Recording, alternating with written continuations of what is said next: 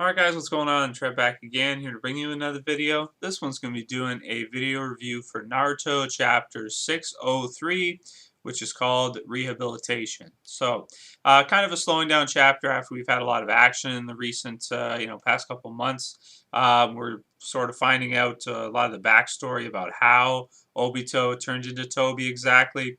And at this point right now, he's still, at least consciously, seems to be a good guy type of character. He seems to want to go back to the Leaf to resume his life as it was, to sort of go back and meet Rin and Kakashi and join up with them again, or just essentially leave and go back to his old life. Obviously, he can't do that though because half of his body now is created as part of like kind of what a lot of us thought, which would be like a Zetsu type clone. But the interesting thing I think is that Zetsu is actually not real. It's just like a creation of Madara using the Meso to create these android type things, which I thought was pretty interesting too. I always kind of thought that Zetsu would have some kind of connection to what's going on there. Also, we can see from the clone half part of Obito's body that he's able to grow and use.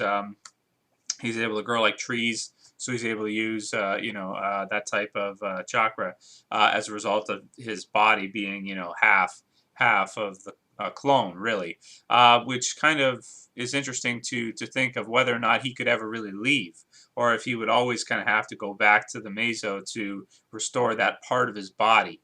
Like, he probably couldn't just go and live at the Leaf Village because he would need to, recharge that half. Otherwise, it wouldn't, it would just die and decay.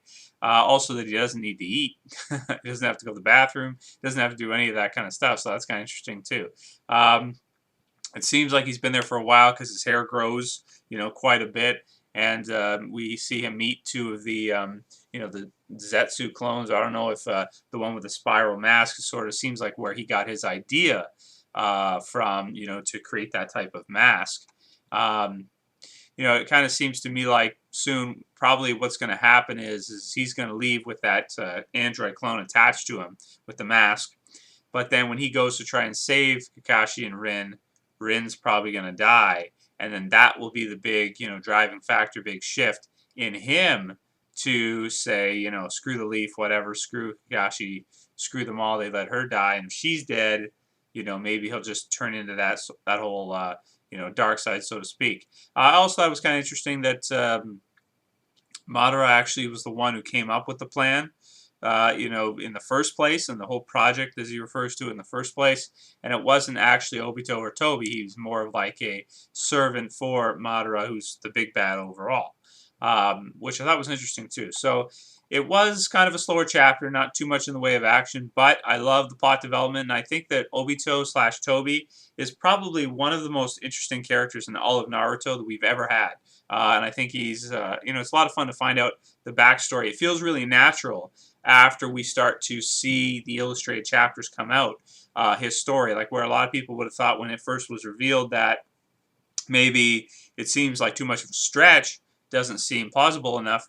Now that we're seeing, the events take place, and obviously Kishi, releasing the chapters and the artwork and everything, matching up with the others, it's feeling a lot more natural, and it really is brilliant what he did here with keeping his identity secret, and then eventually us finding out. Something that I haven't seen really done before in a long, story like that, where you have a character come in like that, and then way later on, you actually find out who they are, and it relates back. So either way, really like the backstory. Can't wait to see what happens next. I'm assuming that's probably what's going to happen, is he's going to witness Rin die, and that's going to be it for him. He's going to go totally badass. Anyway, I'm going to give this chapter an 8 out of 10. I thought it was a great chapter in terms of story. Really like Obito as a character, and can't wait to see what happens next. Going to be interesting next week. Anyway, that's it for this video, guys. I'll see you for the next one. Trev, say peace.